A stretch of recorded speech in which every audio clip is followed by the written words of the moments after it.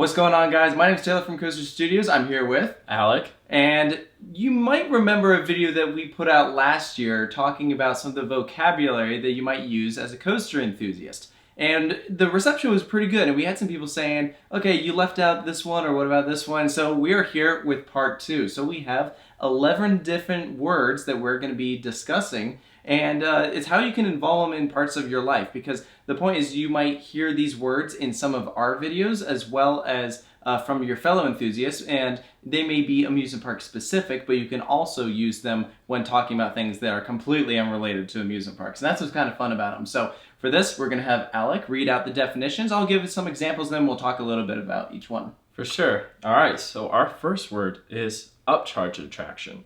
So an upcharge attraction is an attraction or service that, in order to participate in it, it would require a nominal fee, which is not included in your admission.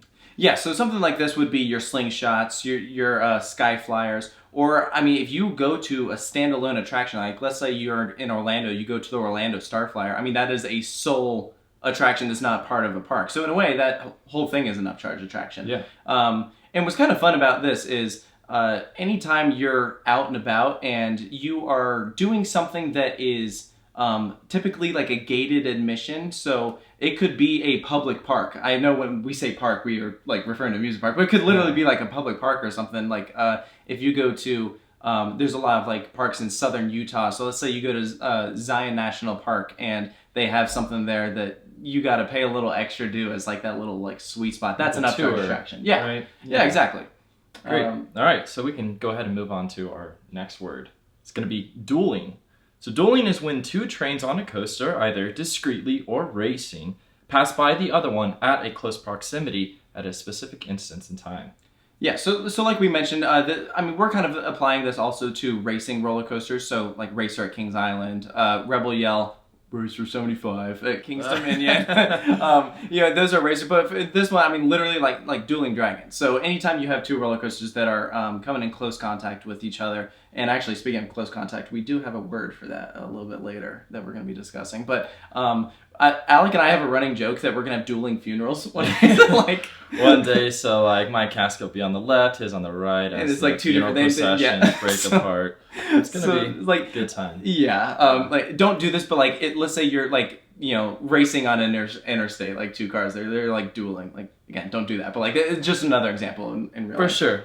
All right, this next one is kind of unique. But let's just go ahead and dive in and see how the enthusiasts have taken on this new name and given it a new meaning. All right, so RMC. So RMC is a manufacturing and construction company that is based out of Hayden, Idaho, known for their conversions of decrepit rides into coasters featuring snappy transitions and a surfeit of airtime. This company's name came to be used as a verb in an idiomatic expression. Hey, we should RMC it. Yeah, so I think this is hilarious because you never hear "let's be an Emmett" or "let's intimate." But this is a noun that has since become a verb, and I think that is what is crazy. You hear enthusiasts all the time say they should RMC it. What are they talking about? Well, they want to transform it from an old wind coaster to now a slick hybrid. So anytime I see something out and about that just looks really old and outdated, I'm like, they really should RMC this. Yeah.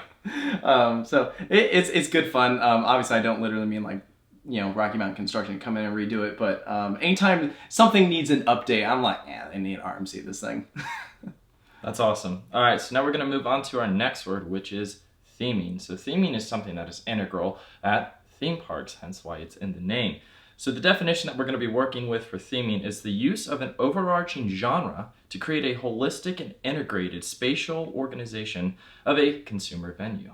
And what I love about this is really not specific to amusement parks. You can go to restaurants all the time that are themed experiences. I mean, one of the most classic ones is Rainforest Cafe. I mean, that is so elaborately themed. And so anytime I'm just walking about and there is even the slightest decoration on the wall, like it is like so minimal, I'm like, man, the theming here is... Yeah. Or Texas Roadhouse, you see like the big longhorn, I'm like, man, the theming is just like... It's so immersive. Yeah, that's another... Yeah, but immersive is typically goes hand in hand with theming. So I think that's a really fun one to use in my life. Yeah, so for those of you who like to get on RCDB sometimes, you may have seen this acronym used before, and the acronym is SBNO. Well, that acronym is just an abbreviation for standing but not operating. So this one's pretty self-explanatory. It's exactly what it sounds like. Anytime you see something that used to be functional and has probably been left and, you know, it's just sitting there.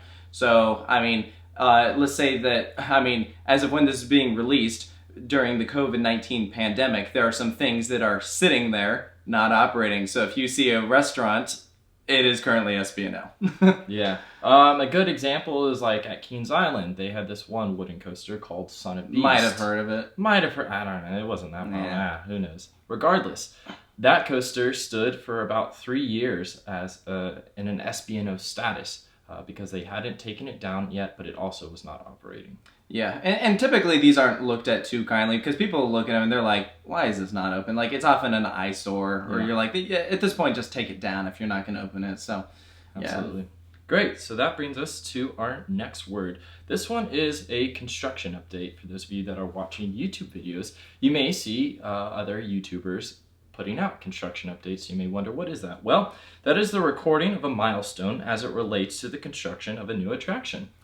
So sometimes when I've been, I mean, in terms of like relating this to non-theme park attractions, anytime I'm driving around and I see something that is currently being worked on, and you know, I just like pull out my phone, take a snapshot. I'm like, all right, guys, welcome to this construction update of, you know, whatever they're doing. They're building the new mall here. Like, yeah. So, I mean, again, this one's like fairly self-explanatory, but we kind of have fun with it because you hear construction update often, and it doesn't have to be for just roller coasters. Correct, yeah. All right, so that'll lead us into our next one, which is a specific type of element that you might experience on a roller coaster called near miss. There's a lot of these on wing coasters. Sure. So a near miss is coming into close contact with an object on a ride, whether that be a support, another train, or a piece of thematic immersion. Yeah, so like earlier before this video was shot, we were getting Chick-fil-A in a parking lot, and Alec had a near-miss encounter with another car. It was very crowded in my defense. So anytime something's a little too close for comfort, that is a near-miss. And so the next one is something that is integral in dark rides, and that is animatronics. So an animatronic is a technique of making and operating lifelike robots for the use in entertainment and themed attractions. And, you know, we get pretty ridiculous with this one. Do you want to talk about, like, anytime you see, like, an animal on the street? Yeah, so sometimes we've taken this a step further, and just because of, like, how far technology has come these days. So a lot of these things look really realistic. Exactly. Like, the one I like to think of is the Navi River. Oh, Pandora. Yeah, really good. That animatronic is astounding, and the likes of which you see at Universal and Disney. I mean, it's just super profound. And so that prompted us to, like, see things in nature and that are not animatronics. Absolutely. But like the quality that are in these animals is so comparable. It's like a person walking their dog. Yeah. Like the animatronic that it took to do so real. Way more than 6 degrees of freedom. Like, it's just incredible what they can do these days with the animatronics. So those are some things you might find at theme parks. Let's talk specifically about roller coasters, particularly some sensations you might experience. Yeah, so the first one we're going to talk about is laterals, or sometimes how we like to abbreviate LATs. LATs. This refers to a type of force experienced on a roller coaster or other amusement ride in which the rider feels the sensation of the force in a direction parallel to the reference plane and perpendicular to the direction of gravitational pull. Yeah, so like for instance, okay. Alec just experienced LATs. Yeah, so pretty much anything it is if I was in a ride vehicle right now, it would be the sensation of force either to the left or right of me in that horizontal plane. Yeah, I mean, one of our favorite examples of this is like Legend at Holiday World. Or anytime you go around a crazy helix, those are laterals. Yeah, it's incessant LATs on that ride. Or if you take a turn too sharp while driving, yeah, you're getting LATs. Yeah, exactly. All right, so our next type of force that you experience on a roller coaster is positives. A ride's positive gravitational rating is measured as a metric of G's. So for example, at 1 G, it's like when you're just sitting on the ground, you're experiencing your normal body weight.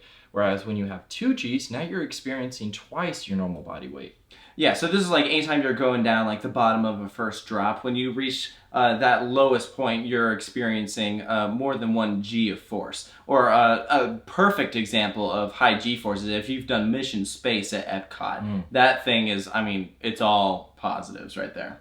Interesting. All right, and directly in contrast with positives is airtime. Yeah, or it's negative forces, but negative Gs. And there's actually 2 different types of airtime. So yeah, let's go ahead and detail those. So the specific types of airtime represent the 2 dichotomies of airtime that you would experience on a ride. So we have ejector up first, which is the more intense and larger magnitude force, where the rider feels like they are being ejected out of the right vehicle. It's a very sharp sensation, and for both of these 2 examples, they are subsections of airtime, but I mean, you don't typically hear people saying ejector airtime. I mean, you might, but a lot of people will just say ejector. So if you hear someone saying that, and you're like, I'm not sure what they're talking about, that's what they're referring to. And then contrasting that, we have floater airtime, which is a milder force in which the rider feels weightless as they experience the airtime. Yeah, a lot of people describe this as in you're floating on clouds, something like that. It's a much more almost like a relaxing feeling. It's you feel free. Is probably the best way I could describe it. A good example of this is like on the B&M Hypers. Yeah, they tend to have a lot of elements with like those camelback hills in which you're experiencing floater airtime. Well, guys, that's gonna wrap up all the definitions that we have today. Yeah, so I hope that maybe this helps some of you, whether it gave you some ideas of how you can maybe work some of this into your vocabulary in your everyday lives. Because as of when this is being recorded, I mean, the theme parks are closed, so maybe you're missing that. So this could be a fun way to spice things up a bit. Or if you're new to coaster enthusiasm, then maybe this helped you with maybe some things that you hear out and about that you might not know about. And in addition, if there are some things that you would like to hear us talk about and maybe a potential part 3, let us know down in the comments below. So I'm Taylor from Coaster Studios. And I'm Alec. Thank you guys for watching, and we'll be see sure you to next subscribe. time. Yep, that too.